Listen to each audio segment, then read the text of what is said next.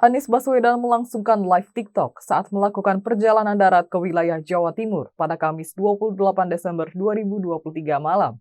Dalam live-nya tersebut, Anies mendapatkan sambutan positif, dibanjiri apresiasi dan pujian dari netizen. Pada kesempatan itu, Anies Baswedan menerima sejumlah pertanyaan dari netizen, banyak di antaranya kaum muda.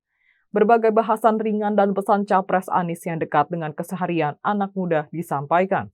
Mulai dari jangan takut gagal, skripsi, soal pengalaman baru, bahkan hingga saat Anies menanyakan bagaimana cara mematikan live TikTok disambut hangat netizen.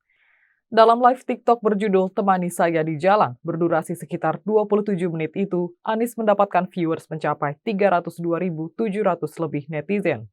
Menurut Anies Baswedan, kegagalan tidak masalah, lantaran menurutnya yang lebih berbahaya adalah berhasil tapi dengan rencana yang terlalu rendah. Saat live TikTok tersebut, Anies berpesan kepada warga untuk tidak khawatir dengan kegagalan. Ia pun mengakui teringat dengan prinsip menarik soal kegagalan. Ia kembali menekankan bahwa yang perlu dikhawatirkan adalah berhasil tapi dengan rencana yang terlalu rendah. Menurut Anies, kegagalan tidak masalah karena yang lebih berbahaya tersebut adalah berhasil, tetapi dengan rencana yang belum terlalu matang.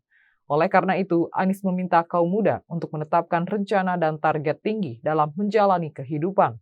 Kaum muda menurutnya harus lebih bekerja keras, kerja cerdik, kerja tuntas, sembari juga tetap berdoa. Ia menegaskan di mana jangan takut untuk bermimpi, lantaran bermimpi itu gratis.